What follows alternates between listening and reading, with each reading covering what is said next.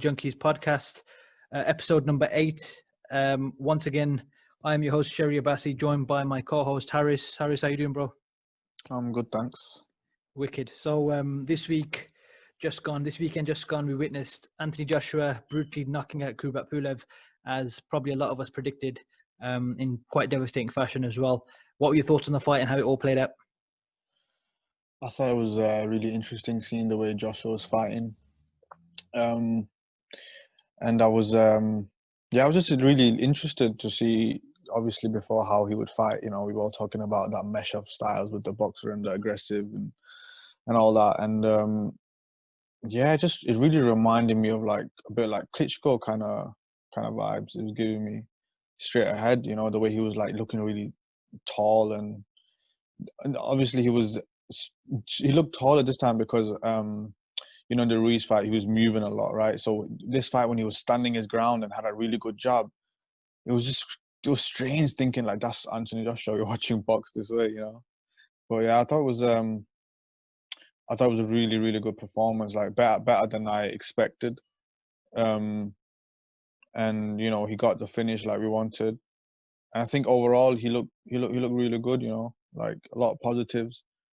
Obviously positives in terms of thinking of the next fight and everything. I just think that now when you think about the next fight, it looks a lot more interesting, and there's a lot more dynamics to it and stuff like that. So overall, yeah, really, really impressed, and it's a great finish and everything. So it's like, you know, perfect, A+. Yeah, I mean, I thought Joshua was, you know, very well composed. He used his jab very well, and I thought even when he wasn't actually throwing the jab, he used his lead hand quite effectively, just in the sense that he had it out there, sort of in between him and Pulev, and sort of worked in a different way as well. Obviously, a lot of people were wondering what sort of Joshua we're going to get. Are we going to get a Joshua, you know, exactly the same as the Ruiz fight, or are we going to get a mix of the old Joshua and this new Joshua, sort of slimmed down physique who can move and looks to have a better gas tank? And I think we got a pretty decent blend of that. Yeah, I saw quite a lot of criticism on Twitter saying he's you know, too cautious, or he's still got demons from, you know, Andrew Ruiz and all this. Which, to be fair, I didn't think it was that deep. I just thought he's learned from his mistakes in the past, and he wants to, you know, he's still going to take the guy out at some point. He just wants to take his time, break him down, and take less risks. I mean, people cussed Klitschko for 10 years saying all he does is jab, but Klitschko was naturally a much more cautious fighter than Joshua. Joshua's still, you know, an action fighter ultimately. You know, he knocked the guy down 4 times and finished him off with a, you know, pretty devastating KO. So I do think a lot of the criticism's unwarranted.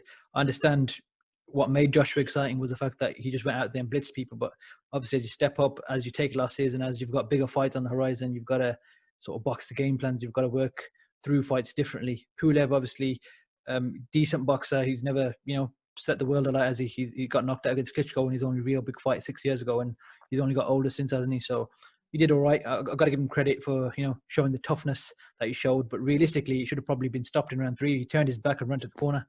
That for me was a bit like, funny. He was funny because I think he just shit himself. He thought, what the fuck happened there? He got hit with, you know, so many punches. I don't think he realized where he was. So realistically, that should have been a stoppage right there. But obviously, the fight continued. The only slight thing you can say is that Joshua probably let him back into the fight, even though I don't think Pulev won a round. He just gave him that bit of hope and just a chance to make something happen between sort of rounds 4, 5, 6. You know, when Pulev started getting forward and landing some right hands on him.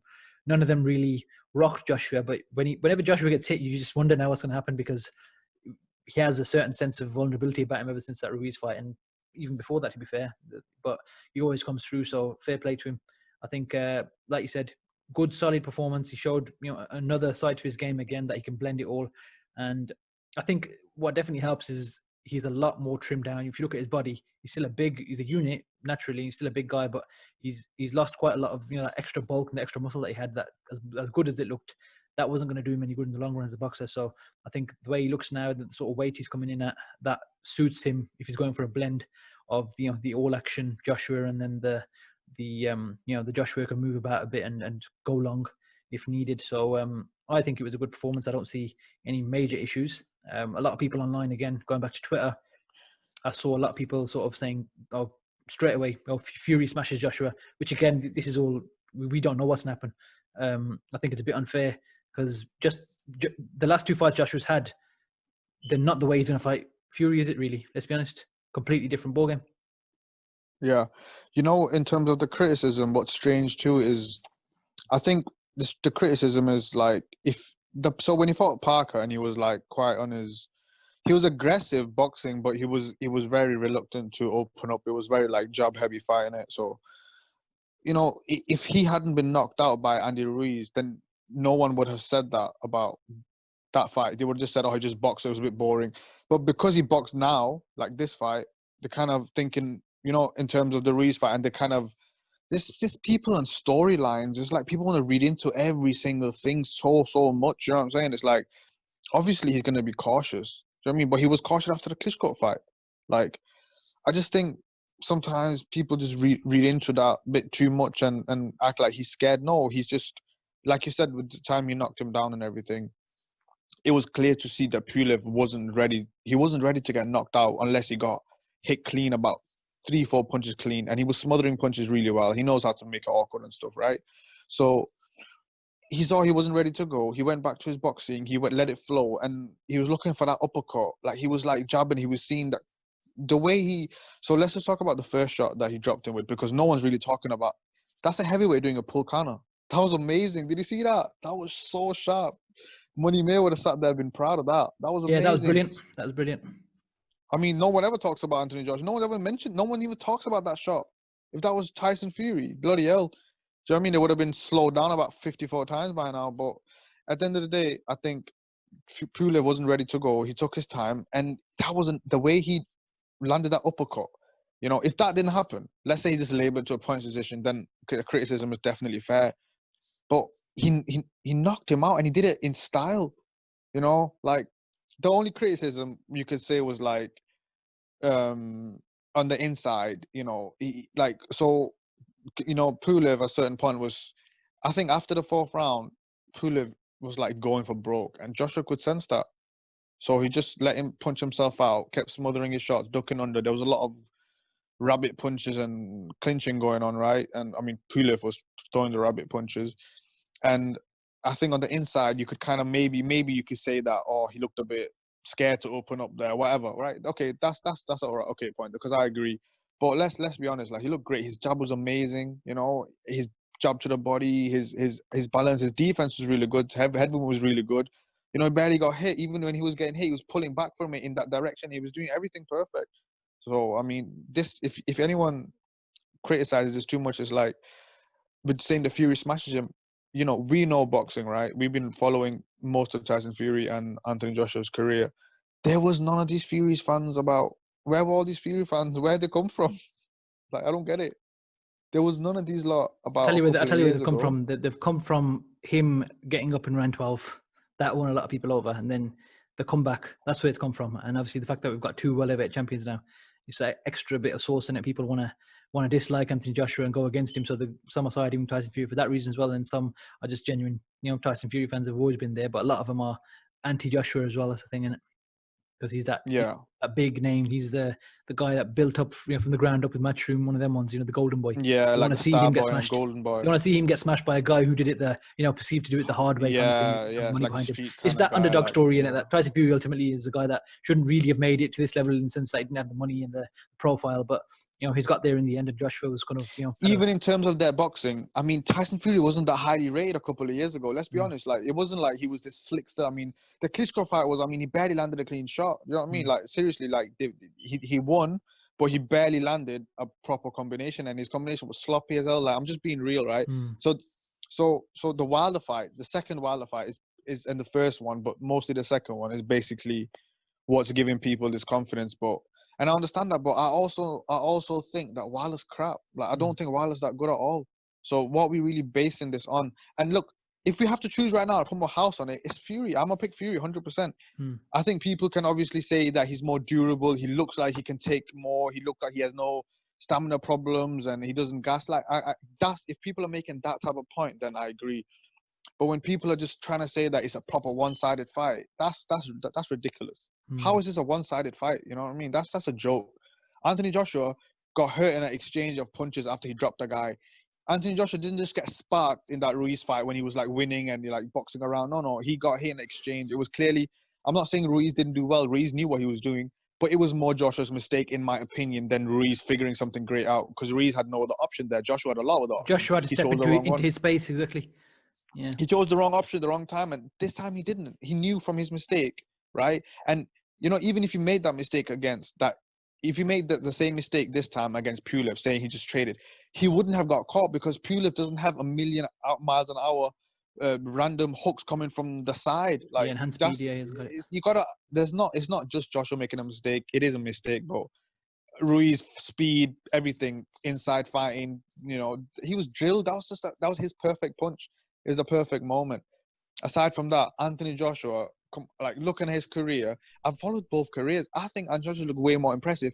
Now, if you talk about the last 2 years, hands down Tyson Fury. Up to that point, Anthony Joshua was progressing at a way higher level and looking a lot better than Tyson Fury was. You know, I think he's got the right trainers now.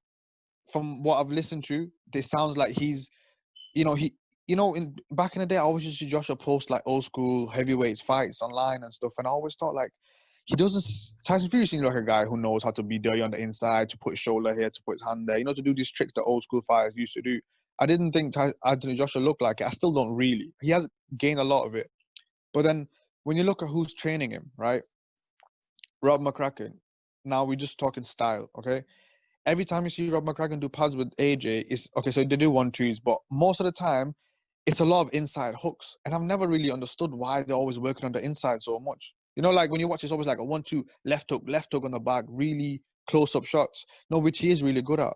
But I always felt like he should enhance his long-range boxing, which now you can see 2 trainers helped him. And I felt like, he wanted to make that choice himself. That's what Eddie was saying. Like, he's like, no, I need this now. Like, he's kind of, putting his foot down a bit. And, a lot of people are saying that, he's confused in between styles. What is confusing about that? He's flowing a lot. He's jabbing a lot. And when he sees openings, he just sets them up a lot more and goes for it. He did go for it in like round 4, like when he landed like 4 or 5 uppercuts and there wasn't even clean, but he still wanted to just let his hands go. So let's not get carried away saying he's caught in between styles. It's a pretty normal style of boxing. You break a guy down and you stop letting your hands go. So I don't see where he's caught in between styles. It's not like he was fighting on the inside and then he was trying to find that. No, he was fighting long range boxing and he was breaking a guy down, like chopping a tree down. Very old school, simple boxing. Don't know where people are getting all this. Like I said before, with the whole Twitter thing and everyone else, it's just like a lot of people, they want to read into situations so much that they're missing what they're really watching. You know what I mean? Yeah, definitely. I think on the point of the old school fighters thing, he's definitely got into that a lot more over the last year and a half. He's spoken about it openly as well in podcasts. I don't know if you... He even said it after the fight. I'm like Larry Holmes, Riddick Bowe. Obviously people are gonna laugh at that, but let's be honest. I get what he's saying. That's what he's trying to watch. That's what he's trying to be like. He loves that, and it's a great style for him. And this is heavyweight boxing. When Pulev was going for it, if that's Pulev's last hurrah, he's gonna go for it right now. That he got dropped and he woke him up. Any clever man would just take your time. Just take your time. Let him just wear himself out. Let him overstretch. Let him overcommit. I just thought I thought the way he was thinking about it. And like he was landing them hooks, trying to set up uppercuts. I thought everything was quite calculated. So I thought it was really mature, really great performance. And like I said, if there wasn't the aggressive part and he was so defensive with the jab, he could have won this fight with the jab. Exactly. He didn't have to start looking for them. Looking for that uppercut. The way he put his body in that position is a very risky thing to do. Absolutely. You know what I mean? Yeah. He set it up well with the jab to the body, so he made Pulev stay busy and everything. But it's a very dangerous shot to throw because he stopped mid-air, squatted down, and came up. That was amazing. I was like, wow. And you see when he stepped sideways, like he landed the uppercut and he stepped away from Pulev, stepped sideways and landed another uppercut. Yeah. I was like, what the fuck? How did he do that? Anthony Joshua. Very well, yeah. He's definitely improved. You gotta give him some props. Look at his improvements. That's unreal. Can you even believe that this is the same fighter? Like, okay, Andy Ruiz won. We can't really base that too much because I think something was wrong with him, and I do think it was a horrible performance, right? Even this Parker fights, there's other fights where he's looking a bit better. Dylan White or whatever. He looks amazing now. Like this is so amazing to see someone who wants to keep improving himself at that level, who's got so much money. you know, and he's still so passionate to improve himself. It's really like, it's just amazing to see. It's humbling to see, and it makes you just want to think, wow, you know what, I like this guy. Listen, I love Tyson Fury too, you know. I'm just saying, don't want to sound like a fanboy too much, you know what I mean? Now, you've always been an AJ fanboy, man. Come on. I'm joking. Now, obviously, I think touching on the point where you just said about that mentality that he still wants to improve, even with all that money. You know, the guy's set for life. His grandkids are set for life. His great grandkids, if they manage the money properly, they're sorted. But it's a quality that you can't teach. That he's got a champion's mindset. You know, the way we always talk about, you know, Anthony Yard and Tunde Lions in the camp. This guy's got that lion mentality where he just wants to carry on. You know, he wants to learn more. He wants to improve, and he wants to get to the top of the sport. I know, you know, the whole Undisputed thing has been spoke about since 2017 onwards, ever since he fought Klitschko and Unified. It's all been about, you know, getting all the belts. But I think he genuinely wants to get all the belts to say, I'm the man. You know, the first guy to get all the 4 belts. There's a certain, you know, ego, not necessarily, and pride, not in a cocky way, but he wants to be that guy to say, you know, I did it. You know what I mean? Yeah. This is serious, and he wants to beat the best man to do it. He wants to be, of course, he wants to beat Tyson Fury, and of course in his head. Let's talk about the post fight. Post fight, which bit? So right after the fight, so yeah, you know Joshua, yeah, like we know him as well as we know him, right? Well, what we can gather from. So what did you expect? To be fair, I wasn't too surprised that he didn't mention it, because I felt like he's not going to keep going back and forth and saying the same shit that we've heard for, you know, long enough. He's not going to start calling out Tyson Fury and saying, "Oh, I want to fight Tyson Fury." Like he said, he seemed just focused on the job, and he let, you know, Eddie Hearn say what he's got to say, and even Eddie wasn't, you know, particularly vocal. I don't think he's ducking. I don't think he's planning to, you know, he wants to fight Usyk next. He wants Tyson Fury next. You know, both camps have come out and said they want to fight, and even today Eddie Hearn has said, you know, we've had positive, you know, conversations and we'll move forward. So if you follow boxing, yeah, exactly. If you follow boxing and okay, so we know what we talked last time. What was it? Hardcore, and that's that other level. So hardcore, right? Hipster. So hipster, right? So the Twitter people, it's a mesh, but it's pretty hardcore, you would say, right? Okay, some are hipsters, right? But it's pretty hardcore, mostly in UK based hardcore. So, you know, we know little details. This guy says, that guy says, and what's been said a couple of years ago. Can you please tell me how the fuck you can possibly think that Anthony Joshua doesn't want to fight Tyson Fury because he didn't call him out? He's called him out before. Did it happen? He's called Wilder out before. Did it happen? Wilder and Fury stood there and talked shit about AJ after the first fight in the ring. Quack, quack, quack, really laughing up. Yeah, fucking jokers, right?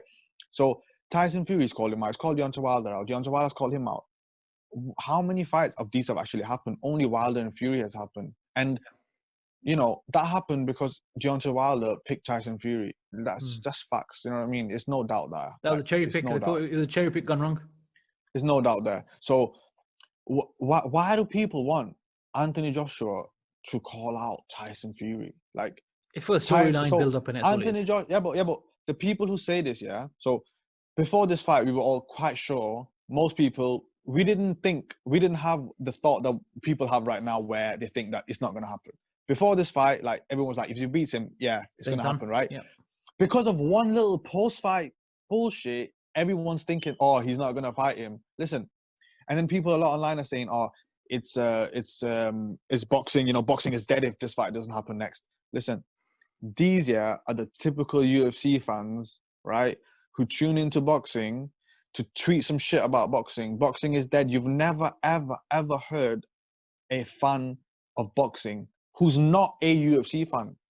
Okay? Remember this very, very important part. You never, ever heard a boxing fan who's also a UFC fan. Yeah?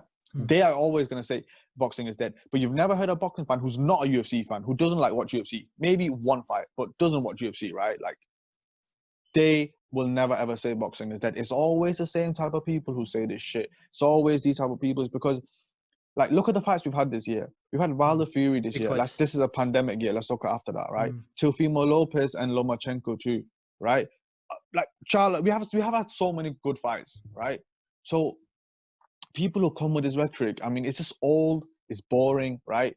You're UFC fans. That's why you want all the hype and the bullshit. You know, Tony Ferguson was going to fight Khabib last year. Now he just lost 2 in a row. He was going to be an all-time great before that. There's no history here. Yeah, you don't understand. You have to hype everything up. It's a very short space life the UFC has. You're a hype guy for like 2 years, then you're out. You know what I mean?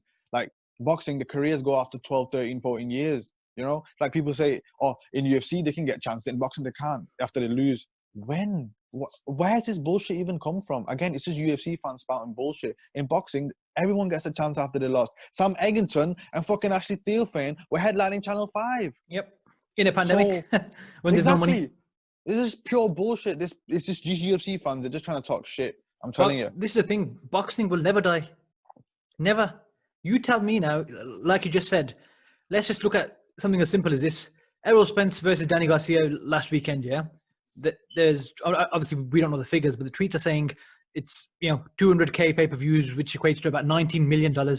You tell me how many UFC cards have done $90 million? Exactly. Yeah.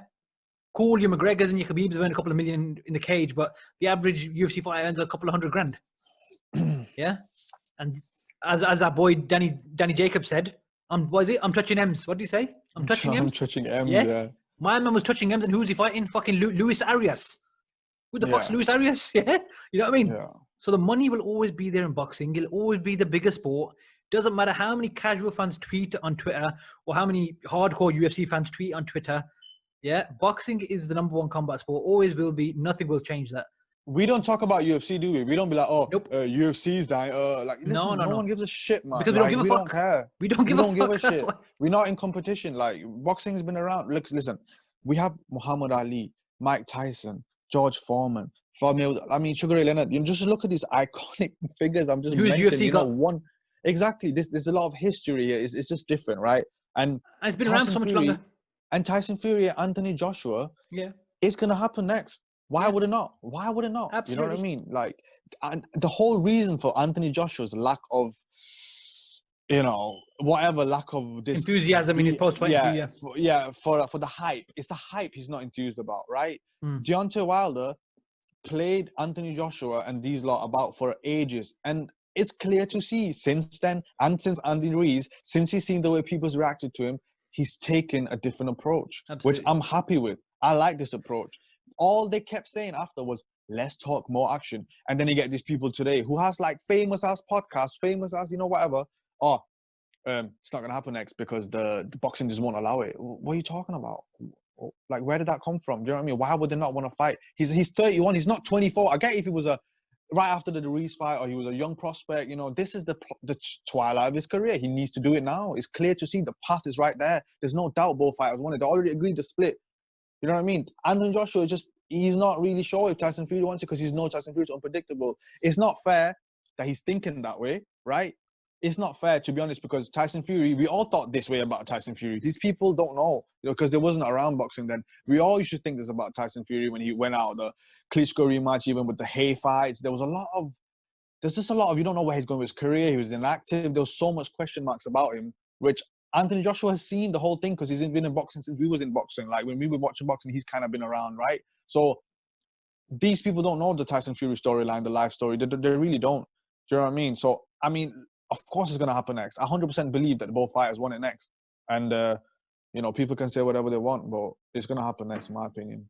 Yeah, I don't believe either side is ducking it. And the fact that Joshua lost last year was, if anything, that's a wake-up call that Tyson Fury can lose. He can lose next, or Joshua can lose again. And that fight loses value. It's still going to be a huge fight, of course, and the biggest fight in the division. But while you've got the two champions from the same country and all four belts, can be on the line, you got to make that fight. I don't care if the WBO goes. I really don't care. No. Listen, that's fine. That's the least relevant belt of the four, yeah? Absolutely. And forget the IBO. No one gives a fuck about that anyway. But they're not causing any problems. They're just happy to be there. One of them ones. They don't enforce mandatories. Yeah? They just say, good. You just hold our belts. But however, what I will say, the whole point of this fight was undisputed, as in, 4 belts, yeah? First, champion to hold all 4 belts in heavyweight history, yeah? I don't think it was, though. No. What? Of course, for us as boxing fans, it's the best versus the best. Absolutely. We don't need any belts for that, do we? Realistically. I think the undisputed, it was more in the Wilder thing. That's when it was more undisputed. Do you understand? Why? That's when the aim was more for the undisputed, because Wilder was kind of the only one there. Since Tyson Fury's come, so Deontay Wilder at that time hadn't done anything but a belt. So it was like undisputed, yeah. Now it's like it's Tyson Fury. Do you understand? Even if Tyson Fury didn't have a belt, but he's still undefeated and he beat Wilder, it's Tyson Fury and Anthony Joshua. Oh, yeah, absolutely. In terms of the names, then yeah, of course. But if you still look at all the marketing, it's still, road to undisputed, and understand that's marketing, that's money, that's this. But that was way before though. That's been there for time. That's been only going for JD years. too. Yeah. It's not even really. AJ's not putting that up. Matchroom's not putting that up. Matchroom put it up, but it's not a lot. If mostly it's JD, I've noticed that it's mostly actually JD slogan they've been going with. Yeah. It's not AJ slogan on every fight. I've not seen. Have you seen it this fight? Have you seen the last fight? Not really. Yeah, but he still wants it. Of course, yeah. Of course he does. Of course, but like I said, if they have to vacate to make the Fury fight happen, they'll vacate. Yeah, that's fine. But realistically, we still want to see every belt on the line for that fight, innit? Ideally. I mean, yeah, but there is a big but in it. So it's like, yeah, I would want that. I would 100% want that. But it's like, if not, I don't care. You know? Yeah, if it goes, it goes. We still want to see these two fight. So either way, we want to see these two. The final result is we want to see, Anthony Joshua versus Tyson Fury in the ring. What's the WBO's problem anyway? It's not a problem. Basically, look at it this way. The last time they had a mandatory defense was Joseph Parker against Hugh Fury in 2017. Yeah. Then Joseph Parker versus Anthony Joshua. Yeah.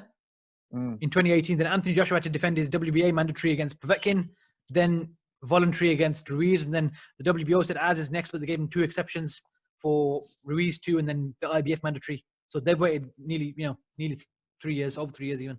So from that point of view, fair play to them that they waited. Yeah, but who was mandatory before that though? Who was mandatory before Usyk? Who was mandatory before Usyk? They never even called it, did they? They hadn't called it mandatory because Usyk moved up in it. Yeah, but I mean, listen, really, I don't think Usyk deserves a title shot. Based on cruiserweight. That's part of the rules, isn't it? That's part of the rules. It's not about. I know it is, but I still think that because if it was a different situation, I would have said it's like Jack Catterall, right? So Jack Catterall you don't really deserve a title shot, mate. You should just beat one more good, at least one good fight. Beat Postol, and you'll deserve a title shot, right? And Dylan White, for example, I think, right, just deserve a title shot. So if he was in the running, I would be like, you know what, it's not fair. So I just don't think Usyk really deserves a title shot. I think he had one more fight at heavyweight. You know what I mean? He doesn't really deserve a title shot. Especially not to come in between this fight. Not to come in between this fight. No, definitely. And if it was another fight, no problem. As I was saying, based on those WBO rules, yes, cool, he deserves a shot. But outside of that, realistically, it's going to do him better taking 1 or 2 more fights at heavyweight to get accustomed. Definitely. Derek Chisora and Chaz Witherspoon a year apart don't make sense. He's had two fights in 2 years. Yeah, and he's not a spring chicken. He's had a long amateur career, and he's been getting injured. That's probably why. Well. That's probably why they're pushing it. Because then, maybe if not, it's another year at the ring, or it's another year worth of waiting, isn't it? Realistically, he fought when he fought in October, right? October 31st. Yeah. Yeah, he fought October 31st. If this fight happens in May, he ain't going to fight to what, June, July? That's 9 months maybe. I read something online today. They were saying that potentially what they're trying to do is make a deal with Usyk where they have the 4-belt undisputed fight, and then the winner immediately vacates the WBO, and then 2 weeks later, Usyk fights for it, vacant title against Joseph Parker or against, Joe Joyce, which I think that works out well for everyone. At least they got the undisputed 1 fight, and then the rematch can be for 3 belts, either way. But again, from a history point of view, we want to see the fight regardless. Forget the belts for a second. We just want to see the 2 best go at it. And it would be great for undisputed, yeah. Of course, but that little bit of, the cream on top or the icing on the cake is undisputed. This is the champion. This is, as Wilder ironically used to say, what was it? 1 name, 1 face, 1 champion, yeah? Yeah. We get that. Whoever wins some this shit fight, like that. whether it's Joshua, whether it's Fury, I don't really. Of course, I'm more of a Fury fan. I've always said it. However, I love both these guys, and they're our champions from our country. So we win either way. You know what I mean? That is just. I don't even know who I want to win the fight. That's once in a lifetime. Yeah. I think in the build-up, if someone pisses me off, then I get pissed off. I get pissed off a bit easy, innit? Yeah, so if someone's like acting a bit, I don't know, someone might piss me off, then I might side with the other guy. But really, like, even if it's Joshua, if Joshua start acting a bit like a dick, I'm like, you know what, fuck this guy. If Fury's like being, I don't know, because what Fury said today was just epic. Did you hear what he said today? What did he say? He said something about Joshua's the last one of my era. After I fight him, I'll be He's standing in the way and all that, yeah. That was he's standing in the way of my immortality or something, innit? Oh, that was. No, but listen, he's not wrong. That's he's a not wrong. Thanos kind of line, innit? Thanos, that's a Thanos line. I got hyped up. That's it. He's not wrong though. There's only one guy left now that Fury needs to beat and it's crazy because he hasn't fought any of the other guys, as in the Joseph Parkers, the Usyks, all these boys. He doesn't have to fight them. If he beats Klitschko, Wilder, and Joshua's enough. If he's got Wilder, Joshua, and Klitschko, the last king, that's mad. That's a mad resume as well. Insane. Especially if he fights Joshua and beats him twice. that this guy And I'm really happy, and I'm quite happy that Tyson Fury is kind of making it really, really clear, because I think that Joshua will think, right, that's cool. Do you know what I mean? Like, because I can't be asked games. Like, I could see Joshua, but I really I do feel like Joshua was just apprehensive because he knows how Fury is and everything. But I really think that, you know, the way Fury's been talking about it, he's really like, yeah, this is the fight. Like, I want, like, you know what I mean? Nah, he wants it, bro. He wants it. Trust me. Fury Of course, like, there's no doubt, and there's no doubt. Like, Tyson Fury, he didn't have a lot of not credibility, but Klitschko did obviously give him the credibility. But like I said before, with all the headache and drama of his career, there was some. Even the first, it wasn't just Wilder. I mean, it wasn't just Hearn that thought the first Wilder fight wouldn't happen. It was very shocking for a lot of people. Like, because we've heard the David Haye fight's gonna happen with Fury. We've seen the ringside. We've seen everything. You know what I mean? And but you know, Fury has proven his credibility, and you know, he is legit, and he's like right now the main man. Like, whatever AJ thinks, or you know, whatever he looks at his career, Fury is number one. That's, no one can deny that. I think it's very interesting, actually, that you say that, yeah, because let's have a bit of a rewind in it, yeah. Let's have a bit of a rewind. Now, me and you go back about 5-6 years since I was doing the interviewing and stuff. That's how we started talking, right? And I remember I was a pretty solid Fury fanboy. I'm not, you know, scared to announce that here, yeah. And I was like, oh, he's gonna beat Klitschko, this, that, blah. Of course, yes. You know, we were backing him. You know, as a countryman, we backed him, cool, safe. He did the job. It wasn't the most amazing performance or the, you know, the prettiest boxing match, but he got the job done against a Klitschko who had mentally sort of, you know, mind fucked, and he was scared to even throw anything in there. You know, Tyson Fury went and did the job. Then AJ comes out of nowhere, you know, flying through, knocking people out, and he's the next guy, knocks out Charles Martin. And I remember very clearly, I was sitting there watching him beat up Dominic Breazeale. I knocked him out. I look at my phone. You messaged me, yeah? Like a psycho, literally like 30 seconds after the fight finished. Capital letters, ha, ha, ha, ha, yeah? I go, what the fuck is this, yeah? Because you ain't the type of guy, you don't send these crazy messages, yeah? You're quite casual, yeah? Look at my phone. Look at Joshua. He's too good now. He smashes your boy as well, and he smashes Klitschko when the time comes. I go, what the fuck did I do to deserve this message? Yeah. I look at the phone. I go, I didn't even say anything. I go, lol. I go, he's improved a lot. Let's see how it goes. And then, to be fair, Joshua won me over in the Klitschko fight. I was still a bit, you know, skeptical. I thought, okay, cool, he's good, but he's a bit robotic. But he won me over in the Klitschko fight with how he came back and you know, he took him out and stuff. Yeah, and definitely. He's gone on from strength to strength. Dylan White fight was the first kind of. That was the first sort of, yeah, we saw that. Yeah, you know what? It's called a gut check, innit? It's what every that's what you need. That's what you need, needs, isn't it? Every prospect needs that. You know what I mean? You need to have those middle fights, like we said about Dubois and Joyce. Dubois didn't have middle fights; he went straight up from a, you know, Nathan Gorman level to that. You know, yeah, to a sort of fringe world level, or, you know, top 15 world level. Where Joshua, as much as everyone hates her and they want to cuss him, they had everything bang on. You know what I mean? And you can cuss him fighting Charles Martin, really, but you know what? Well. The game is the game. Yeah, he was a champion. They took the belt from him, and you know what? A lot of the time, you know, it's not the belt that makes the champion. You know? It's the guy holding the belt. And Joshua made that IBF, you know, belt and the WBA belt. He made them worth something. You know what I mean? Holding them. You look at him and you think that's a world champion. You know what I mean? Not just his look, the way he carried himself, the way he boxed. Again, it's not an excellent era in terms outside of the top few names, but he's boxed consistent, you know, good level opposition as well. You know what I mean? That's not a dig at whoever's there at the end of the day. That's what I'm saying. But he boxed decent guys all the way through. He's cleaned up top 10 pretty much. Exactly.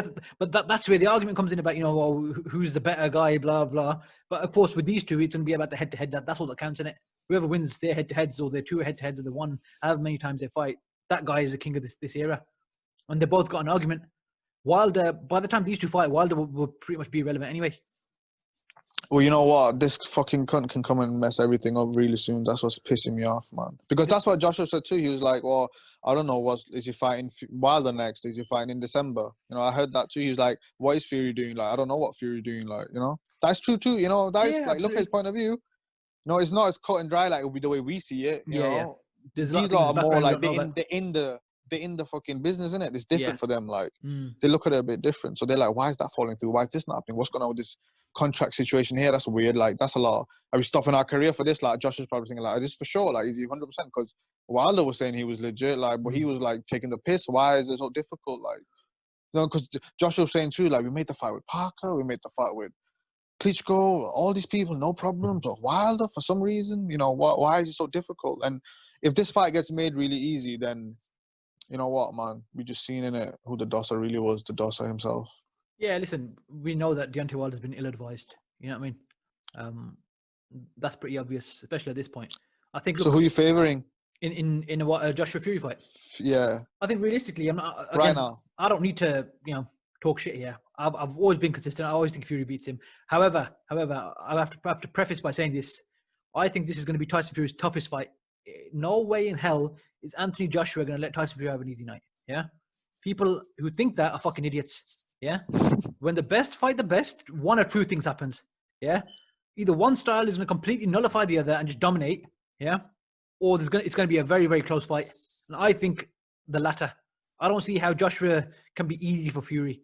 The only thing for me is that Joshua came in 240 pounds, right? Or he weighed in at 240, yeah? If Fury's weighing 278, 280, that's 30 pounds worth of, size on him. And he's bigger than him anyway, yeah? So that's the only thing that makes me think that, Fury's trying to get physical with him. But I think Fury's not an idiot. If you try and fight on the inside with him, Joshua's a much better inside fight than Fury. But I agree when he's punching, but clinching and moving, he's fucking awful. Yeah, his clinching isn't very, very good now. He's clinching and moving. He's that's like when people. That's what I said. When people talk about exactly that point, which they haven't, of course. But whoever did and talked about that, I've not heard Adam Booth, the Adam Booth thing where it was. I'm gonna say for work tomorrow. That's like my special weekly one, right? Hear what he says, of course. The Dark Lord himself, and.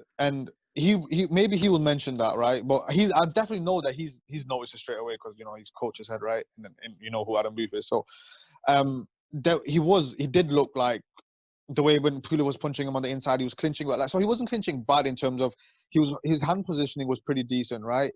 The height difference did make it a bit awkward for him, but at the same time he looked like he was a bit too weak there. So I've seen Joshua in the clinch before. Sometimes he looks a bit better, but he did look very conservative. So sometimes you have to look at the time he's been out of the ring, everything together. Maybe it's for Pulev, he's just saving a bit of energy. I don't want to be reading too much into this type of clinch and this fight is gonna.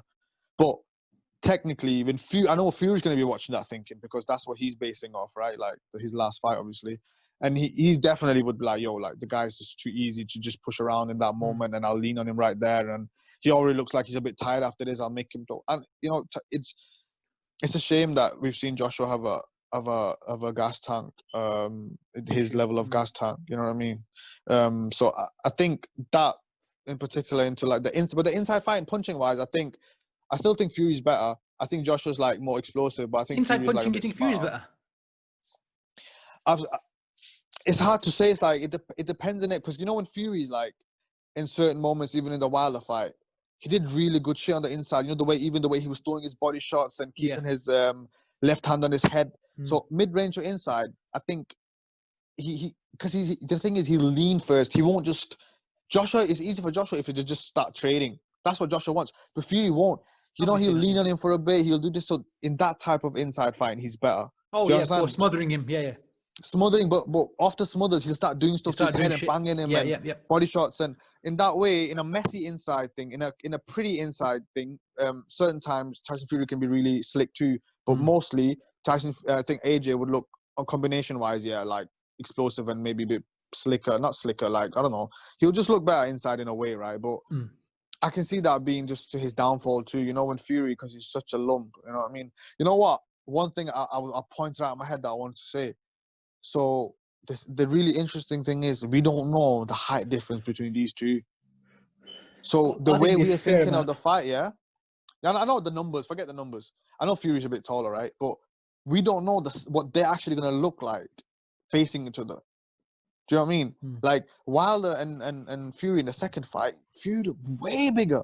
Yeah. Like he looked way bigger. It was crazy. I was like, what's going on here? And Wilder's taller than Joshua? Yeah, he is taller, right? Yeah. So, but the thing is, like, Joshua is fighting a bit taller these days, but imagine he just dwarfs Joshua. I think he will, I think he will. So, yeah, but then all of a sudden, now think about the fight. Now it's like Fury can jab him from the outside. Yeah, Fury's going to be on the front foot coming at him. Yeah, I don't think he'll start like that, yeah? At some point he will. Yeah, I don't think he'll start. No. He'll warm into it, but I'm saying in terms of his, like, foot movement, and I think he'll be feinting, but I think he'll be pushing a bit forward in the beginning, but not straight away like Wilder fight, right? That's just because of the fight he experienced at first time. But the thing is, you know, when Fury starts doing that, if he's that much taller, as in George Daniel Dubois range, right? Then all of a sudden now I'm looking at the fight like Joshua has to come on the inside and meet him. And if Joshua keeps falling short and Fury just like moving away and then pops right, basically what he did to Pulev, all of a sudden it's like an easy Fury fight. But if they're more closer in height, it's a lot more interesting. And then I can see more of a inside fight at times. And do you know what I mean? Yeah, I think it would serve Joshua well to come in a bit bigger against Fury, definitely. But then again, that's what I'm saying. I don't know what's the height difference, because if he has to cut the distance a bit, then he has to be quite slender and quick, right? You know what I mean? If they are the same height or he's just as big, and it's more like he can punch in the same area where he can, then he might need the power for a bit. So it's interesting, you know. I haven't seen him proper face off, like, you know. So I don't really know. I'm looking at it differently. I think Fury's a lot bigger, to be fair. If he is a lot bigger, then Joshua should not be big at all, because look against Klitschko, right? Oh, wait. Klitschko looked bigger than Joshua, definitely, right? Or what? Klitschko's about probably an inch taller. Right? And Fury looked a lot bigger than Klitschko. Yeah, that's what I'm saying. Fury's actually a lot bigger than him. Yeah, I just forgot they had a... He's a lot bigger than him. Fury's 6'9" and Joshua's like 6'5", 6'6".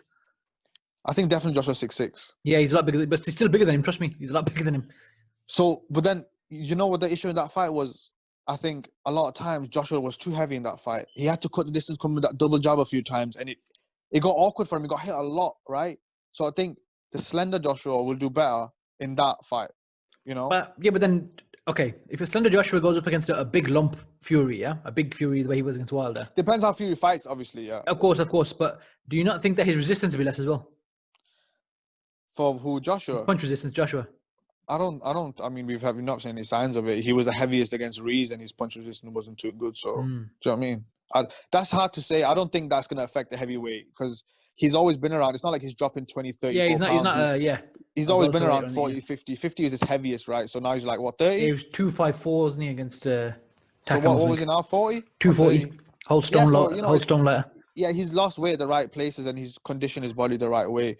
But thinking about it from that Fury's taller, then all of a sudden it's like I can see Fury coming a bit forward with the jab, but I think Joshua has to be very agile in that fight then. Do you understand? Yeah. This is my opinion, innit? But it's really interesting. It's really, really interesting. Out of the two fighters, though, do you not think Joshua puts his combinations together much better, though? He's much more crisp. I think he's definitely a better combination puncher. I could watch Joshua throwing punches all day, but Fury's don't look as good. Yeah, definitely. But that's always been Joshua's game, you know? And I think it's quite clear to see that one's a more natural born boxer than the other one. You know, Joshua's picked up boxing quite late. He's done really amazing in the short space of time. But Tyson Fury has been trained in a slick way since he was like 8 or 9. So, you know, it's a massive, massive difference. And Joshua has done really well, but that could be his undoing. Or it might be the wild power shit that helps. You know what I mean? We don't know. But if Joshua didn't have any power, then this fight is very one-sided in my opinion. You know, very one-sided. Yeah. If Joshua was as hard as punch as Tyson Fury is, I think this fight is very one-sided in Fury's favor. But because of the power and, like you said, the punching accuracy, you know, this guy can crack really hard, and he's a lot better at punching than Deontay Wilder. One-shot power-wise, of course not. I don't think so. But he's a lot better in every other department, and power is not far from it either. Oh, I can't wait to see the fight, man. I hope it does happen in May. But defensively, it's going to be the difference, and Tyson Fury's, I think... a lot better. He's just too good defensively. Too slick. He's really improved defensively. He's really improved his defense like the last couple of years, I think. You know where Fury, obviously, he's always talking shit about Joshua, and that's part of the game, yeah? When he calls him a big, stiff robot and says he's tailor-made for me, what do you make of those comments? Well, that's what he said before, but now... So basically, I heard that today too. You know, I was watching the clip where he's like dissing him all the time. And all he was talking about was the old Joshua. So now, I think he said that today about Joshua's performance, that like he did better and everything. So I think now, like I said, he must see the fight a bit different. You know what I mean? He must see it. Because Joshua, I mean, at certain times, he could look a bit stiff and robotic, like at certain times, right? So that's what he was gathering that off. And the way he's changed up, I think Fury knows, like, there's a lot different dynamics to this fight now. But, you know, I was going to say, make a point. I got to give Ben Davison credit because I give him a lot of shit too. But I think he did improve Tyson Fury's defense a lot. I think he made him a lot slicker. I think he made him a lot cuter, you know, with his hand positioning and his, like, head movements. And he was very in point now. Like the shoulder rolls and everything. He didn't usually do a shoulder roll that clean before. And I seen, as soon as you train with Ben Davison, I remember the first video I watched and I was like, well, who's that trainer? He looks pretty cool. You know, because he was doing some, like, interesting stuff. So I remember, and I had no idea that was him. I found out after that that's the trainer he's been working with and everything. Just had to put that in there. So defensively, yeah, he's just on a different level. And Joshua, you know, even sometimes, like, when he got a tiny bit tired in this fight, he was slipping into the shots a bit. Something you'll never see Tyson Fury do, right? Also, just last thing about this fight, I think people who are giving Anthony Joshua shit because he didn't stop him. This is what happens when people got excited with Tyson Fury's last fight. They start thinking, yeah, this is what's going to happen in every fight. And it does happen in most of Joshua's fights, but Tyson Fury versus Pulev, I think we both know that would be the boringest fight we've ever seen in our life. Do you agree? Yeah, it wouldn't be anywhere near as exciting as Joshua. This where people think, yeah, he's going to walk him down and smash him. Listen, he did that against That was a tailor-made style for Wilder. Exactly. Like, let's not get that twisted. You know, if he does against Joshua, all right, he's going to smash everyone. Now he is the one-man wrecking machine and everything. But I've seen the most boringest fight of my life, and Tyson Fury's been involved in a lot of them. So, you know, it would have been an absolute snooze fest against Pulev. So, you know, that's just a fact, right? Styles make fights in it. Let's see how he goes against Joshua. I think he's going to want to, you know, I don't think he'll want to just sneak out a victory. I think he'll want to put on a show. Yeah, I think it has to be because the styles are going to gel really well. Like, you know what I mean? Even if it becomes a boxing contest, it could be a bit boring if that happens. But I think Anthony Joshua's going to have to know that he's going to have to go for broke. Like, yeah, if it becomes too easy, a jab fest for Fury, he's going to have to know, like, you know, like, listen, switch it up now, because, you know, he can do something that Fury can't. You know, Fury's not got the power.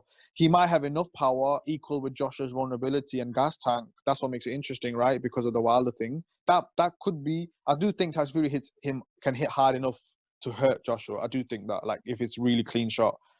But we know who the power is within this fight. So that's, you know, we got both people got the best assets. And I don't think I'll ever be as excited for any fight in my whole life than this one. I agree. It's come at the perfect time. Two Brits holding all the world titles, fingers crossed, you know, to get them all on the line, then that adds to the excitement, doesn't it? Yeah, so if that happened, like Wembley, that'll be great, you know. No, it won't happen there. if it should, you know, happen in Wembley, really. It should, but it won't. It won't. And because the pandemic ain't gonna be over by then, Giza, it's only 4 months away. The pandemic could fuck this up bad. Yeah, it has. Yeah. It's going to Middle East, £200 million fight. You know, I mean, 100 million each. It's not. They ain't doing it for 40 million each at Wembley. I do think there is a chance that it could still be in Wembley, you know. But maybe they have a good fight and they have the rematch in Wembley. You know what I mean? Yeah, the rematch can always happen, yeah, definitely. Why not? Fingers crossed they can make the fight next, hopefully. Since we're on the topic of Fury, did you catch Fury on the undercard? No, I've seen you text me the topics before. I was like, shit, I'm not watching Fury's fight. Yeah, you know what? He started off very well, very aggressive. I've heard it. Yeah, it's something everyone was saying that. Yeah, so. It was the opposite to what he normally looks like. A lot of people get bored by him, but he actually went out there and he dominated the fight, and then he got cut. The same cut that Kubrat Pulev sort of cut, the cut he had in that fight was quite deep. So he then had to kind of switch it up a bit and sort of see out the fight in a more sort of controlled approach. Even then, he was pretty dominant in the fight, and I thought, you know, he looked very, very good. Just a shame he got cut; otherwise, he would have looked a lot better for him. Yeah, but he's fighting Marius Wack, like. Yeah, I know, but again, it's just a matter of showing that he can do that as well. So we'll see who he fights next, isn't it? He's going to be out in April, is what I saw on Twitter earlier. That his next fight's scheduled for April. So hopefully, you know, he can bounce back and put on a good performance whoever he fights next. But I don't. I used to have hope in him, but yeah, no, but you know, he's not as good as Tyson. This is the thing. He's not as good as Tyson Fury.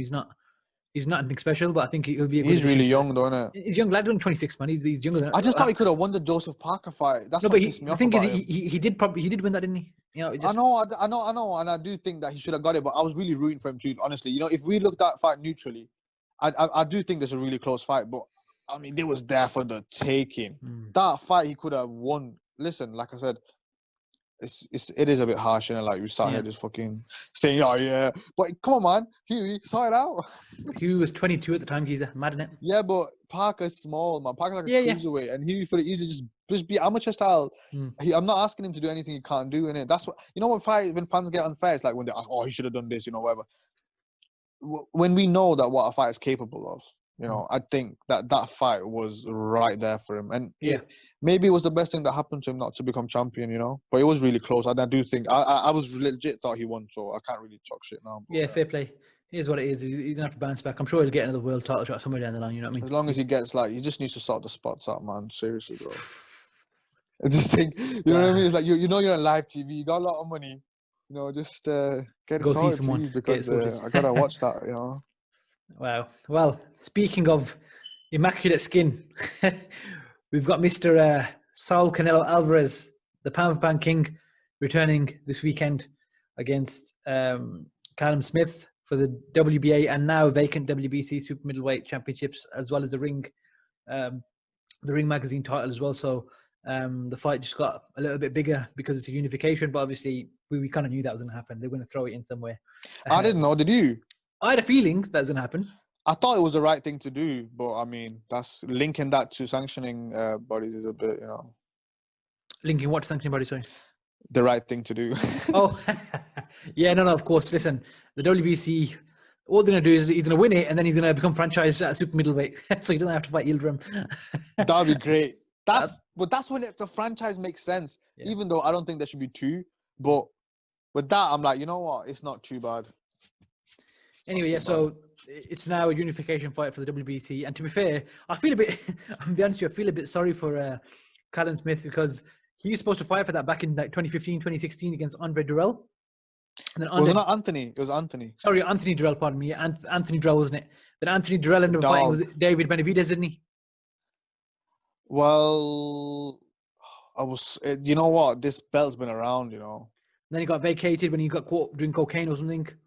That was David Benavidez, yeah. And then but David Benavidez, he had a tough fight against someone. Then he had a rematch.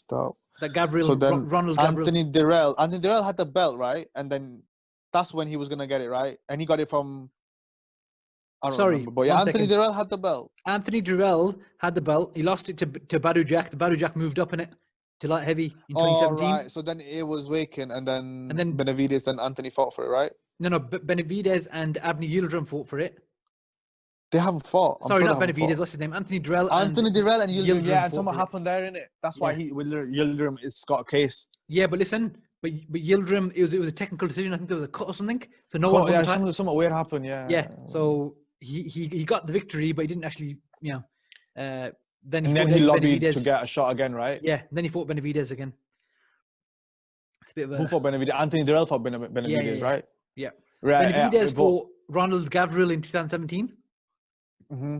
The Romanian fella, and then he fought him again in a rematch. So the first one was a close fight, second one was a unanimous decision. So that belt's been around a bit, but what's his name?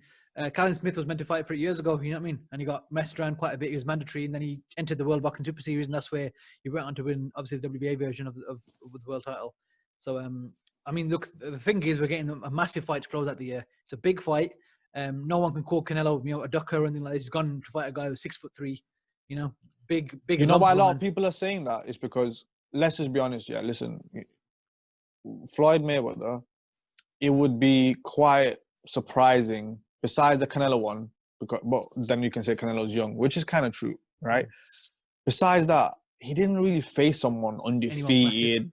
And I'm not saying he did in the beginning. I'm saying at that stage where Canelo's at, right? At the peak of his powers, you know, he didn't fight someone that way. So it's surprising that someone who's got so much to lose like Canelo would take someone on paper. We have to specify, right? On paper, plus George Groves, because in the ring, it's hard to really, you know, the fight looks better on paper with the George Groves performance than if you assess it as Callum Smith's whole career, you know? Yeah. So, yeah, it is surprising, obviously, that Canelo's taking it because of that. But it's good to see in it. Yeah, I mean, look, it's a big fight. It's a meaningful fight for the division right now. Callum Smith finally gets a big fight as well. The only thing is, I'm just, in my head, I can't imagine how the fight's going to play out. I know Canelo's going to win. I have no doubt about that. Yeah, I just don't know how. I think he's going to break his body. I think he's going to smash him to the body. Just keep hitting the body. I think he can stop him late, you know. I got a cheeky feeling he can stop him late. But similarly, it's so hard to say, innit? Yeah, but similarly, it's one of them ones where just because he stopped Kovalev late doesn't mean he can stop Callum Smith late. And what's the other guy's name? Rocky Fielding was shit anyway. So hitting him repeatedly the body in 2-3 rounds, you got him out there. That's different. But I think Callum Smith will pose a much bigger challenge than those two. Kovalev didn't really commit to anything. Let's be honest. He was just tapping him with the jab most of the fight. Yeah. Yeah, it was so weird that fight. Yeah, exactly. It looked like he was waiting to get knocked out. Is that if anything? Yeah, I mean, he was just there for the money. Yeah, when I stop tapping you, then do it, mate. Yeah, then just KO me one time. Yeah, I'll do a little dance on the way down, which is what he did. But yeah, I think Callum Smith is going to give a good account of himself. But I think, look, there's levels in this game, man. And there's some fighters who can just, when they get in the ring, they just do this shit, man. Look at what he did in 2019 when he fought Danny Jacobs. Yeah. Danny Jacobs is a big guy, yeah? He's fighting at super middleweight now. And look at the way he couldn't even land a jab on him. Yeah. He made that look so fucking easy. Now, however, I do think Callum Smith is going to land on Canelo a lot more than Danny Jacobs, because Canelo's going to be stepping forward properly on Callum Smith to cut the distance and get in, because there's going to be a big reach disadvantage. And obviously, he's generally, in terms of height anyway, he's a smaller guy. In terms of weight, I'm sure there's going to be, they're both going to be very heavy on the night, you know what I mean? But I just think Canelo's special, man. He's a special fighter. He's got everything in his locker: defense, offense, head movement. The only thing mixing that together. Yeah, but the only thing he probably lacks is his foot speed. But he's, even with the fights when he's losing against guys with faster feet, he always finds a way to put it out the bag. So yeah, it's good you said that. It's funny you said that. I just watched the Lara fight, and because where did you watch the Lara fight? I watched it on YouTube. Send me the link. I've always looked for that. It wasn't. I don't think it wasn't the full one. It was just some highlights. I was just trying shit to the missus, and I was showing her random stuff. Yeah.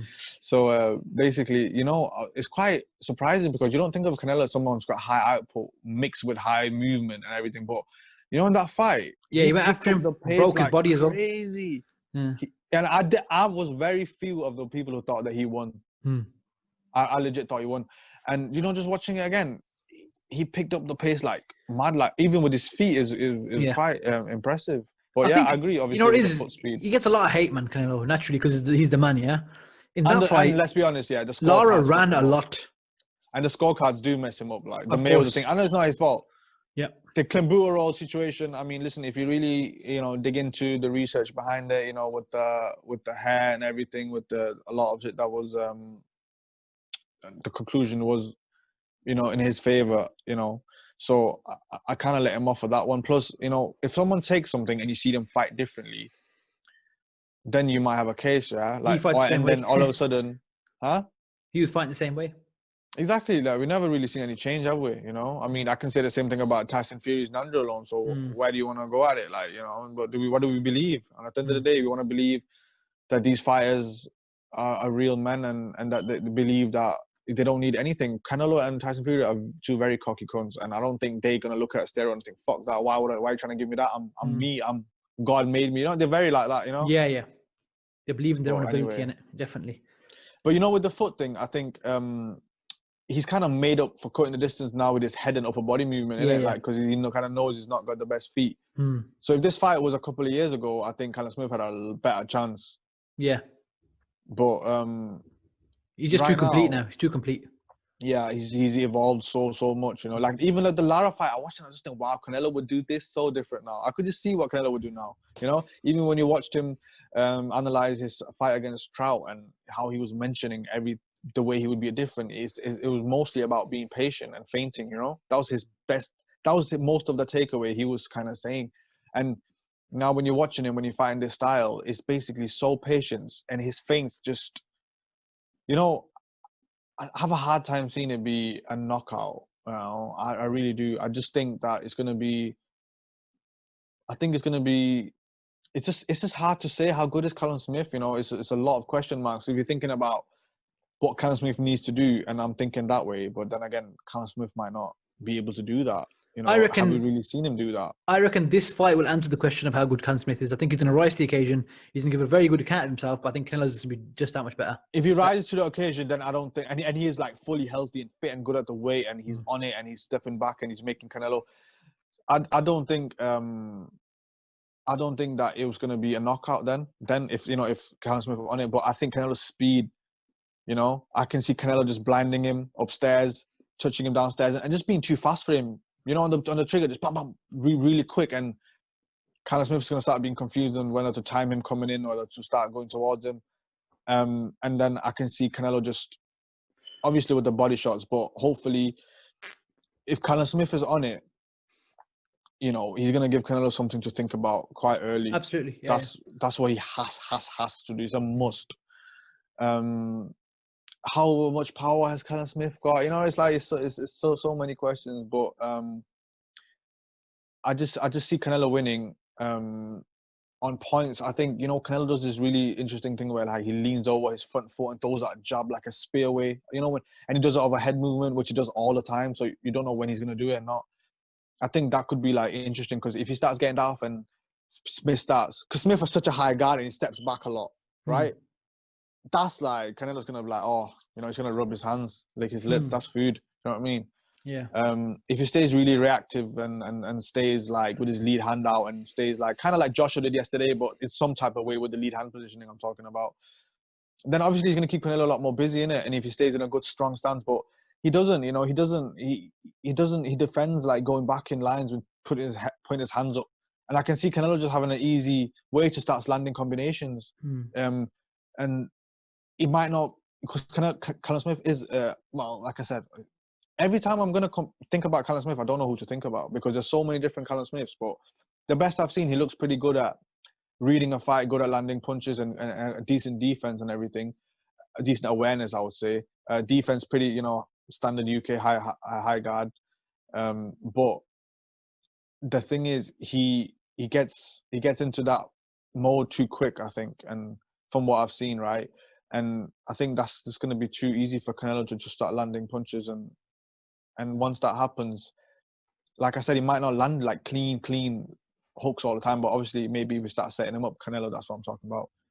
But it could be that type of fight where Canelo's just being faster. Do you know what I mean? Where Callum Smith can't land on him, and whenever Canelo starts throwing, Callum Smith just high guard, and that's what helps Canelo gain momentum and gain points. And then Callum Smith all of a sudden has to start chasing it. And I don't know if that fight plays out this way, then that's pretty cool, right? But I don't know. That's just how I kind of just like thinking of it right now. But I see nothing but a Canelo win. You know, nothing but a Canelo win. I don't know about a knockout. If he knocks him out, the thing is, at 168, looking at, there's some footage out tonight I've seen later on, but looking at the way his core looks and stuff, right? I remember him at 168 too last time against Fielding, and he looks like kind of the same now, because like I said, I did think in Kovalev fight looked a bit pudgy, but he looks ripped, like way better than middleweight. He looks a lot healthier and thicker, and he was so fast as super middleweight, albeit Rocky Fielding. But I mean, just can't wait. You know, watching Canelo fight, there's nothing like it, is there? You know, the skill that he puts on show. You know, that's why you pay your money to watch it. You know, DAZN UK, £3 in it, so sorted. Well, I think it's going to be a fight, you know, definitely worth staying up for. The guys back in the ring, you know, after a whole year, you know, 13 months even. Canelo's, you know, the king of boxing at the moment, and every fight he has, we're going to stay up and watch, you know, and enjoy that. I think realistically, I've said this for the last few years, I don't see Canelo losing to anyone moving forward. I think, you know, at light heavy, I think he beats Bivol. I think he'd give him trouble. Really? I think Bivol will give him trouble, but I don't think he hits hard enough. I think Canelo would win that fight. Not saying it's easy, I think Bivol's got the style to just dance around him, you know. That's what I'm saying, but he'd dance around him, but at some point, Canelo will, you know, hurt him, I think. I don't know if he stops him, but then again, if he dances around him, you know. Also, just quickly, you know, with the Callum Smith thing, the judges, that's a big problem. You know, is he going to win that on points if it's a bit close? I don't think so. No, he won't win that fight, man. Look, Callum Smith ain't win that fight unless he lands some big one-off punch that Canelo never sees coming, which ain't going to happen. It's already written. Canelo's going to win. You know what I mean? Yeah, he's too good. And yeah, so as I was saying about Bivol, I think Canelo could beat him. The only one that worries me is, I think Canelo shouldn't go up against is Beterbiev. That guy just looks like he's carved out of stone, man, the way he is. That's not a fight if someone coming up in the, you know, all that way to take, really. But similarly, Canelo doesn't seem like the type of guy who's scared to take on a challenge. As much people are going to say, you know, you duck Golovkin, he's scared of this person, scared of that person.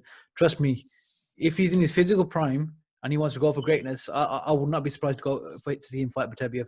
Not saying he wins, but I would not be surprised. Can you imagine that fight if he actually took it? That's fucking balls. That's some big ball. I think that's going past balls. Yeah, that's where you say this is just something else. Only because he has started his career. I know he's okay. So fuck the welterweight start career. He's a kid in it. So Yeah, 154. You just I don't and against B-ball is obviously like you said less power, more boxing. So but Beterbiev, that's different like level, isn't it? insane. I mean, and I know they wouldn't. His trainer manager is not dumb, so they definitely wouldn't do that. Canelo would do it. I think Canelo would do it. Think about it. Beterbiev's gonna be 36 this year, yeah. That fight in a year or two, Canelo's 32 years old, and my man's 38, 39. That guy's gonna have power till he's 56, mate. Very specific age, 56. Nice. Yeah, he's always gonna have those concrete bloody, fists. But you know what? Power isn't everything in it. There's always other things going on, and he's been hurt by Callum Johnson. Bear in mind, I mean, I'm not saying that Canelo. And he's been hurt once before that. He's been hurt once before that. Exactly. So he ain't invincible. Nobody is. But that's. I mean, Callum Johnson's a big puncher, though. Naturally, yeah, he's. We're not talking of someone who's like, we're not talking about Fang Buglioni or someone, right? Big puncher. Do you not think Canelo's a big puncher? Not at 175 against Beterbiev. I don't think he is. I don't think he carries power all the way up there. Yeah, not to that level. Not to bang with him anyway. Yeah, put it that way. Callum Johnson is. So what's your prediction then? I think Canelo late stoppage. Late stoppage. Late stoppage. Yeah. So Callum Smith. Let's talk about what he can do. Right? Can Callum Smith keep distance and stay disciplined, Lyndon Arthur style? He can for a bit, not for long. But yeah, that's he has to be somewhat like that with keeping his distance, but the jab has to be effective, and it's just like when you want to have an effective jab, he has to just, his distance control has to be so on point. It's going to be interesting to see what punches he tries to throw and everything, but it's just Canelo's defense, isn't it? But the last who's his last two fights? Canelo has been Kovalev and who's before that? Jacobs. Right. So I don't think that those two people at that moment was any good at combination punching. I think Danny Jacobs' combination punching is just so crap. It's just so crap, and it's so easy for Canelo to read him. I think Callum Smith has got a lot harder and better punch combinations, and Callum is very good at catching on the glove and throwing straight after. Yeah, he is good at that, and he's good at the inside. He's good on the inside, even though I just don't know how his hands can even get around. If he tries to fight Canelo on the inside, is his hands going to hit his back or something? Like, what's going to happen? Do you know what I mean? Can he even hit him? I can't wait to see the head-to-head. Just that's going to give us a bit more. He's massive, in it, Callum Smith. He's like, is he taller than Kovalev? I think he is. He is taller than Kovalev. Listen. He's way taller than Kovalev. Callum Smith is the same height as Usyk. Jesus Christ. Yeah, he's massive. That makes it really interesting. Yeah, it does. That makes it really interesting. I think Canelo's going to work his way in and break his body, bro. He doesn't just punish him to body. Yeah, and you know what? If he does get on the inside, what can Callum Smith throw back? Because he's too close to him then. Exactly. If Canelo's like gone on the inside, smothering him and then throwing a body shot, like, he's going to have to clinch him. He's going to have to clinch him and just hope the referee breaks it. He's going to have to just clinch him, yeah. He's going to have to clinch him. Think about it now. Callum Smith, I've never seen him properly stand tall in a fight, if that makes sense. He always comes down and hunches over. Yeah, like that's what I'm saying. So he is quite good on the inside, but Canelo is better. Canelo's good at knowing where to stand, in it. That if Canelo gets a bit closer than mid-range, just at before the end of Callum Smith punches, right? That's a dangerous area for Callum Smith to keep Canelo. Do you know what I mean? With his sharpness and the way Canelo can set up shots, it's crazy the way he sets up shots. And like you said, he does fight short and he doesn't really use his height as well as he should. And he's not great at going back while using his height. You don't really see him like Joshua was doing, keeping his lead hand out, Andrew Ward style or Larry Holmes style or whatever. That's what's maintained Joshua's distance really well. Yeah, man, Callum Smith's going to get twatted. You know what it is? It's not... I'm not saying that Danny Jacobs and Kovalev were specifically chosen as preparation for Callum Smith, but at least you can say Canelo fought two bigger, lankier guys. So he's going against another bigger, lanky guy. And before that, Rocky Fielding. So he's fought, consecutively 3, 4. Please don't even mention Rocky Fielding. I'm on about the actual physical, body type in terms of taller guys, ganglier guys. Yeah. He could have been 7'5" and no, he's still shit. There's no denying he's shit. I'm just saying in terms of the sort of bigger ganglier guys he's fighting. Yeah. So on the spin, that's 4 tall guys he's fighting with. Callum Smith, He fought John Ryder, a small guy, and that was a difficult fight. Yeah, I'm not saying he won or lost. That's neither here nor there. And that style is quite similar to Canelo. There you go. Except for Canelo's obviously much better. And then what, Hassan and Dan before that, and George Groves. Oh, why are people? When you're on Joe Gallagher, so I listened to Joe Gallagher's interview today, and he did mention, keeping obviously the reach advantage and all that crap. But why is he mentioning Hassan and Dam? If you have to talk about someone's career in 2020 we're in, but the guy fought him in last year, 2 years ago, whenever that was. If you have Joshua to mention Ruiz Hassan and undercard, Dam, yeah. so that was last year, right? Last June. Yeah, Madison Square Garden, yeah. So if you have to mention Hassan and Dam as to make a point, like when they were making a point with Lyndon Arthur and Yard, and they were talking about Dex Spellman, I'm just sat there thinking, oh my God, why would you even say that? Look, that's a domestic level fight. I get that, right? But in terms of this one, it's like, why would you mention Hassan and Dam to prove something? Man, fucking hell. Just say Groves and that's it. And just say that other fighters didn't want to fight him, but he could have fought like he did against Groves, because that's probably a better point. Because, the WBC situation, he had a bit of a headache with, right? He could have drawn Eubank in the Super Series, and that would have been a better win on his record and everything. So it's not really his fault. He did choose I think Groves had the first choice anyway. Yeah. I don't really know how the seeding worked, right? But I'm pretty sure he was the only world champion, innit? George Groves, so he was first. But I'm saying, I know for a fact that Callum Smith would have loved to have fought better fighters. I'm pretty sure he would have. Come on. Of course, but George Groves had the choice of seed in it. Yeah, I know that. Yeah. But I mean, looking at George Groves' performance, that's a really sharp.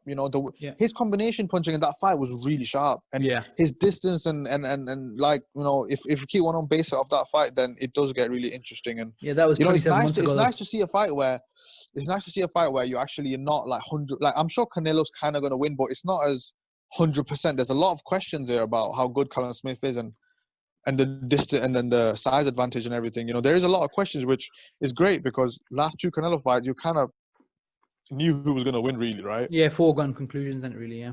3, actually. No, wait, who was before Jacobs? It Rocky was Fielding. Fielding, yeah. So it's 3, yeah. So it's last 3.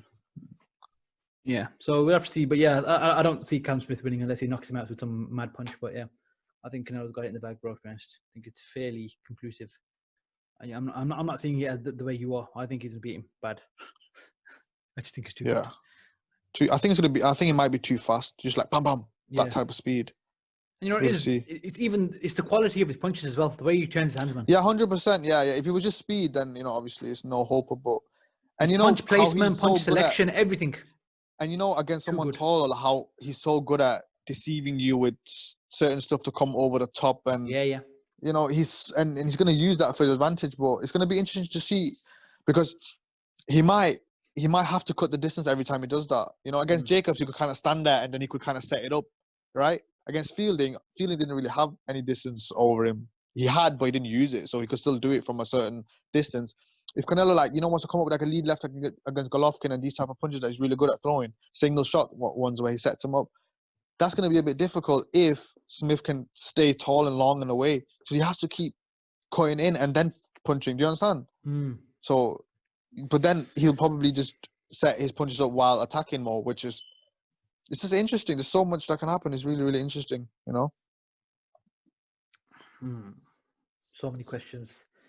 But again, we'll have to tune in. I'm actually very excited, man. I'm glad to have him back.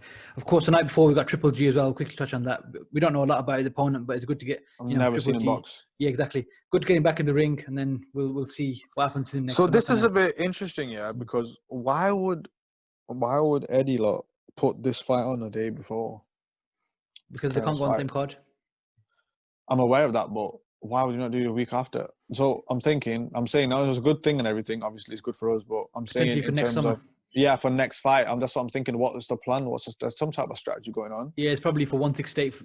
I don't really know if I wanna. Yeah, I don't really know if I wanna watch Canelo Golovkin next. I really want to watch the Saunders fight. I want to see Saunders and Kay the Plant, to be honest. Yeah, you want to watch we're over that. We know what it's gonna go. Yeah, and at this point, it's a lot more likely Canelo's gonna stop him as well. Yeah, and when you have a different type of style, it makes it really interesting. That's why this fight's interesting. Yeah. Saunders got a different style, and Plant, you got a different style, which obviously Plant's a bit more similar to Saunders, but the southpaw element, so I'm not going to stay up for the Golovkin fight, definitely not. But I think if he does knock him out, then it is good for the hype. Of course. No, I'm not staying away for that, no chance. I think if Canelo and Golovkin had 3 fights back to back, 2017 and 2018, fair enough. But now we're nearly 3 years ahead. You know what I mean? And he's only getting older. He's 39. Yeah, like if there wasn't any better fights out there, then I understand. But he's at 168, and he's moved up now. Exactly. And he said then him and like his boy Eddie wants to unify and be undisputed. So yeah, let him do his thing. Because the thing is, Floyd never went for an undisputed title. If Canelo does it, it's a big thing, isn't it? Yeah, definitely. He can do it with him getting away from Golden Boy and being a free agent. Yeah, he's got that flexibility now. Yeah, absolutely. Yeah, it's crazy now. Like he can literally just do anything. And legitimately, think about it now. Yeah, when have we ever had an undisputed champion who's the face of boxing, as in modern times? Yeah, I don't remember. Yeah, as in not at that level anyway. Yeah, like I think fair enough. Lennox and these guys were undisputed champions, but they weren't the face. Even though the face heavyweight division, they weren't the biggest draws. Yeah, like if they were around now, and undisputed, that'd be mad. That'd be crazy. Yeah, I think those heavyweights, like it would have been. It would have been crazy. And you know what? I've got to make another point. Now this comes to my head, this is a good way to close out the podcast. I'm going to go back to what you said about people on Twitter always being negative about boxing and looking for a way to always put boxing down, and saying that boxing always gets in boxing's way and always puts, boxing's obstacles in the way. Boxing's dying. Someone needs to look back here now, yeah? 2017, Terence Crawford, undisputed champion. 2018, Usyk, undisputed champion, yeah? Well, and this year, it should have been an undisputed champion for Teofimo Lopez, yeah? If there's so much politics and so much still bullshit, calling him undisputed. Yeah, he's undisputed. He should be, because, the other title doesn't really matter. He fought, the man he fought, Lomachenko. Now, how have we managed to get 3 undisputed champions with all this politics in boxing, and boxing can't get out of its own way? That's bullshit. When it's going to happen, it'll happen. And that's it. Which massive fights don't happen, Wilder and Joshua. Exactly. I mean, that's because Wilder's a dosser. It'll happen when it's meant to happen. The best fights will happen, and you'll get your... And they always do. Yeah, and you'll get your undisputed champions. It's going to happen with Joshua and Fury, fingers crossed. And if Canelo's saying it, then he means it. And barring any bullshit politics outside of the usual politics, but barring anything stupid, then I believe Canelo has the potential to also be an undisputed champion. And I think Canelo's move that he's done with the free agency, this could be groundbreaking for future athletes, future boxing, fighters and whatever, to have this type of control and realize that you are the asset. These TV companies need to come to you. They want to put you on their channel. You're the viewership, like you're everything. That's great. That's what maybe UFC needs to start doing, and maybe getting a bit more money. They need to worry about their own shit. Like I said, Tony Ferguson. They were fighting for to be the all-time great. Two fights after, it's enough. Like, you know what I mean?